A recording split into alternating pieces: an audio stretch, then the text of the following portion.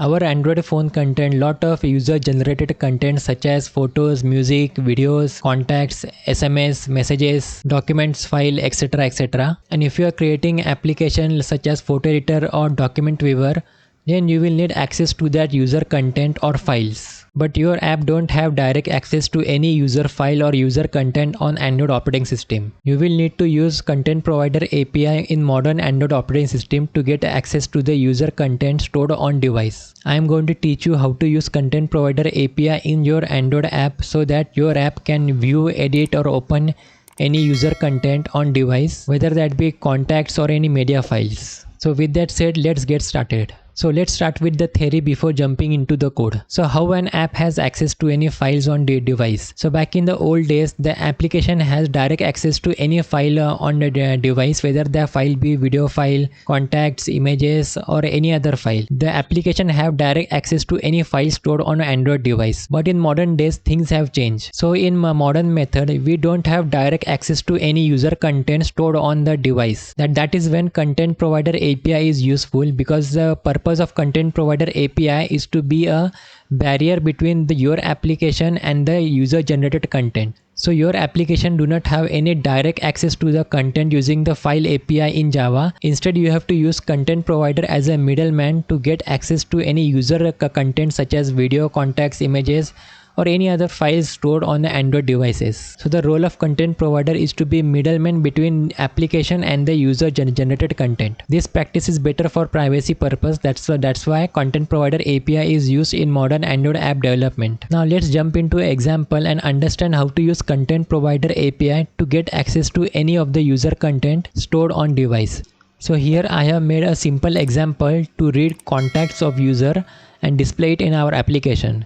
So Content Provider also have access to any user content such as contacts, and since we are accessing contacts, the step number 1 is add contacts permission in the AndroidManifest.xml file.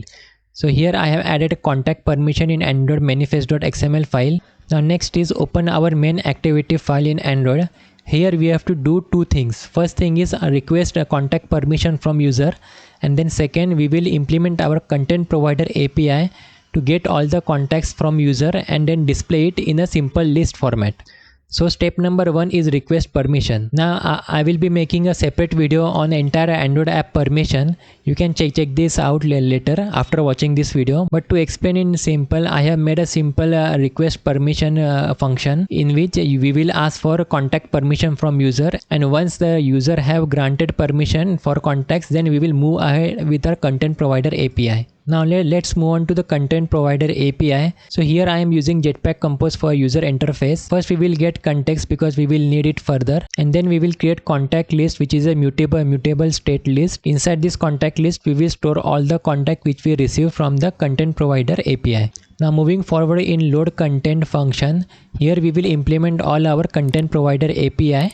So there are 3 points which you need to understand. First is a resolver, second is URI, and third is the cursor. These 3 are important points or concepts which you need to understand for Content Provider API, and you can access any content, whether that be photos, videos, images, SMS, contacts or any other content stored on user device. First we will get a resolver, and to get a resolver we will need context.content.resolver.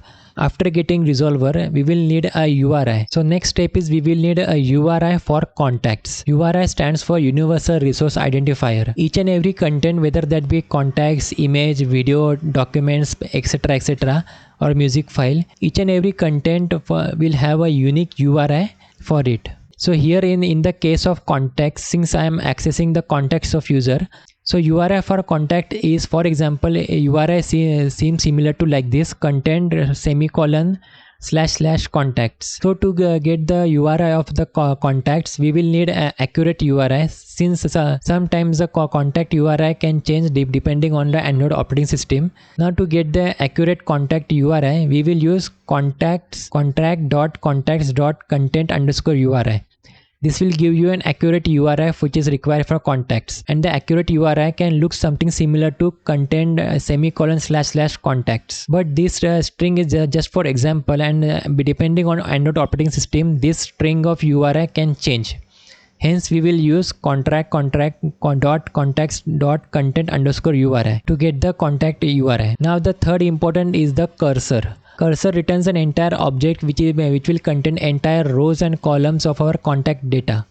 So whenever we use cursor, the data format is similar to the table structure in SQL. So purpose of cursor is to receive all the query, and after receiving the query, each and every contact data is stored in a cursor. Now next is we will use the cursor to get only and only one single column from the table, that is the contact display name. So all the data is stored in a table like format, and we will use cursor to get only one single column from that table, that is display name. And then below we will use the while loop to go through and iterate to the entire column and get the name of the contact from each and every row, and then we will add that name into our contact list. So this is how we access the content provider API, get entire contacts, and then add those contacts into a contact list which we have created previously. And scroll down below, here I have created a simple lazy column to iterate through all the contact list and then display name of the contacts. So that's the simple code and UI code which I have made as example for content provider API.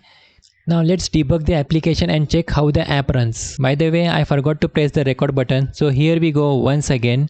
This is how we debug the application. Now I am debugging the application to run it in an Android virtual device. So as soon as we open the application asks for the permission to access the contact. So we will click allow button, and after clicking allow button, I will click load contact button. After clicking load contact button, as you can see, all the contacts which are stored on Android device, they are displayed in our application, because our application is using content provider API to get all the contact list from the device and display it in our application. So this is the simplest example of how to use content provider API.